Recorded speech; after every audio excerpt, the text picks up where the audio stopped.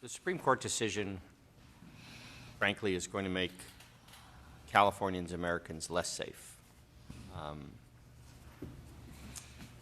But it also provided a roadmap for us in California to try to make Californians more safe. Some folks use the word winners.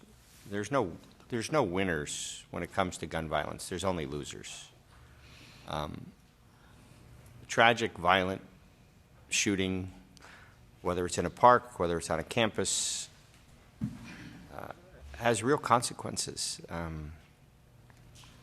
These are life and death situations.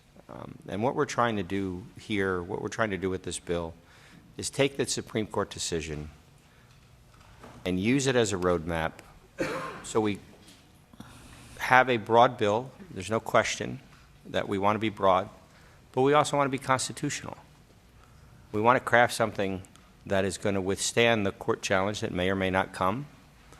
But we want to make sure that we do everything we can in our power to prevent a tragedy. And you never know when you prevent something, but you know when your laws are in place that you are preventing it somewhere. I was in Burbank this weekend where a new gun store opened 800 feet from a school. And parents are concerned about their kids having a right to walk to school, to congregate, to play, and not have a threat of gun violence, not just on that campus, but from their home to their school. Those are real concerns that parents express. They're not going away.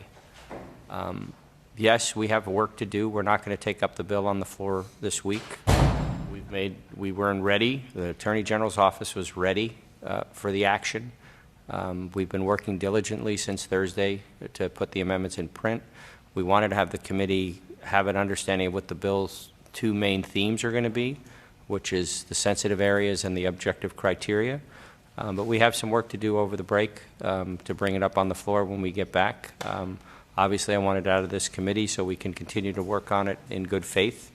As you've seen, if there's a drafting error, we're here to correct those. We're here to make this work. But at the end of the day, we know that our efforts to have prudent gun control in California work. They're effective. We know that a majority of Californians want us to regulate and control who gets a weapon. There are people that should not have a gun in their hand because of their prior criminal history, because of their mental state, because of their intent. We know that in domestic violence situations, the presence of a gun is a disaster.